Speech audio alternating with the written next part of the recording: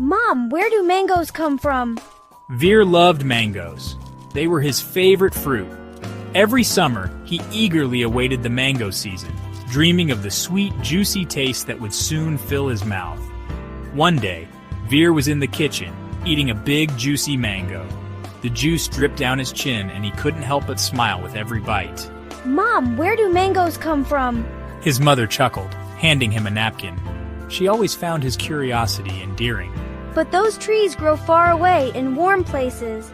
They need lots of sunshine and rain to grow. Veer looked at the mango in his hand. It was a perfect specimen, bright yellow and slightly warm from the sun. It was bright yellow and smelled like sunshine. The aroma was so inviting, it made his mouth water. He imagined a giant tree, its branches heavy with golden fruit in a land far, far away.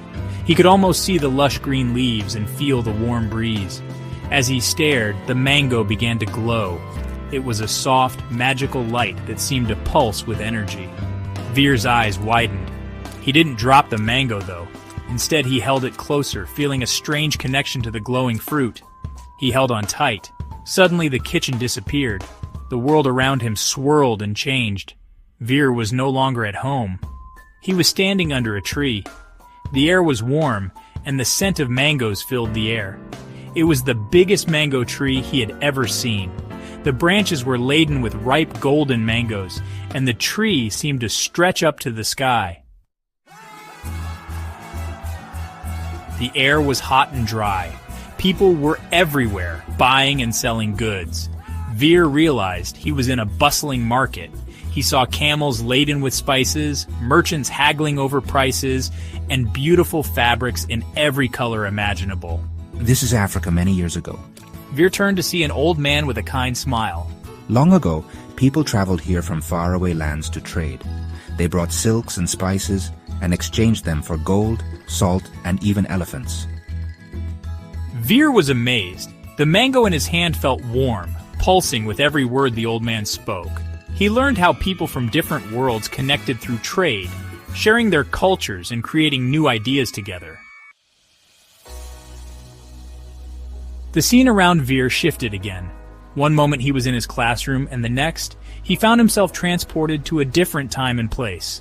The air was salty, and he felt the rocking of a ship. The sound of waves crashing against the hull filled his ears, and the scent of the ocean was unmistakable. He was on a wooden sailing ship, surrounded by sailors. They were busy adjusting the sails and securing ropes, their faces weathered by the sun and sea. Ahoy there, lad! I'm Christopher Columbus, and we are on a voyage to reach the Indies. We seek new lands and treasures beyond the horizon. Veer had learned about Columbus in school. He remembered reading about the daring explorer who set sail in 1492, hoping to find a new route to Asia. He knew this was a famous journey across the vast ocean.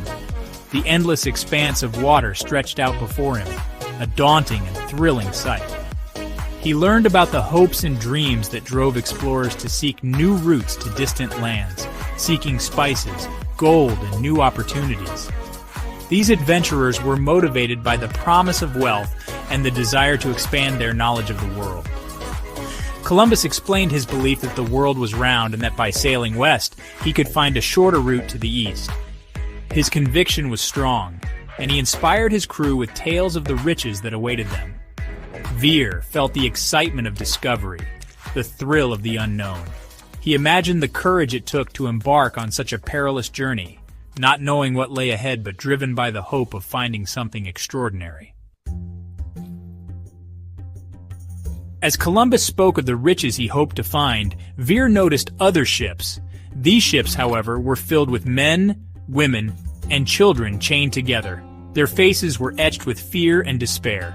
Veer's heart sank. The old man from the market appeared beside him, his face etched with sadness. This is the dark side of connection. The desire for wealth and power led to the enslavement of millions, tearing them from their homes and families. Veer felt a deep sense of shame. He realized that not all connections were positive. The mango in his hand felt heavy now, as if burdened by the weight of this injustice. The scene around Veer transformed once more. shifting from the serene countryside to the heart of an industrial city. He found himself in a bustling city filled with smoke, noise, and giant machines. The air was thick with the scent of coal and the constant hum of machinery. He saw factories and trains, a world transformed by technology. The landscape was dominated by towering smokestacks and the rhythmic chugging of steam engines. This is the Industrial Revolution, a time of great change and innovation. Veer turned to see a girl about his age, her face smudged with soot. She looked tired but determined, a reflection of the era's spirit. My name is Emma, and I work in this cotton mill. It's hard work, but it's all I've ever known. Emma explained how machines were changing the world, making it possible to produce goods faster than ever before. The efficiency brought by these machines was unprecedented, but she also told Veer about the difficult conditions in the factories, the long hours, and the dangers. Many workers, including children, faced harsh environments and grueling schedules. The demand for raw materials like cotton connected countries across the globe, but it also led to exploitation and inequality. The booming textile industry relied heavily on the labor of countless individuals. Veer realized that progress often came at a cost. The advancements in technology and industry brought about significant changes, but they also highlighted the disparities and challenges faced by many. Veer found himself back under the giant mango tree. It shimmered and its branches stretched out before him, covered in glowing fruits. Each mango represented a different part of the world, and as Veer touched them, he saw images flash before his eyes. He saw bustling cities and quiet villages, snow-capped mountains and vast deserts. He saw people from all walks of life, speaking different languages, celebrating different traditions, yet connected by their shared humanity. Veer realized that the world was like this giant mango tree. Each country, each culture was like a fruit, unique and special.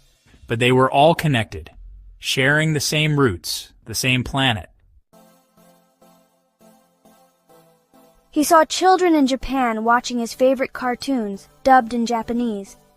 He saw families in Italy enjoying pizza, a dish that originated far away.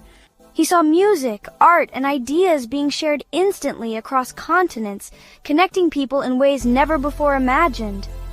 Veer understood that the world had become smaller, more interconnected than ever before. He saw how technology could bring people closer, allowing them to share their cultures and learn from one another. He also saw the challenges of a connected world, the spread of diseases, the impact of climate change, and the need to work together to solve global problems. The mango in his hand pulsed one last time, then stopped glowing. The scenery around him dissolved, and Veer found himself back in his kitchen. The aroma of his mother's cooking filled the air. He looked at the mango in his hand. It was just a mango now, but it held a world of memories and knowledge. Veer ran to his mother and hugged her. "Mom," he said, "mangoes are the best! And you know what? The world is like a giant mango tree." His mother laughed. "Is that so?" she asked. Veer couldn't wait to tell her all about his adventure, about the people he met, and the lessons he learned. From that day on, Veer never looked at a mango the same way again. It was a reminder of the incredible journey he had taken, a journey through time and across continents, a journey that taught him the true meaning of global interconnection. He learned that the world was a tapestry woven from different cultures, histories, and experiences. He learned that our connections could bring both great joy and deep sorrow, and that it was our responsibility to learn from the past and work towards a better future. And as Veer took a bite of his mango, he knew that he would never stop exploring, learning, and connecting with the world around him.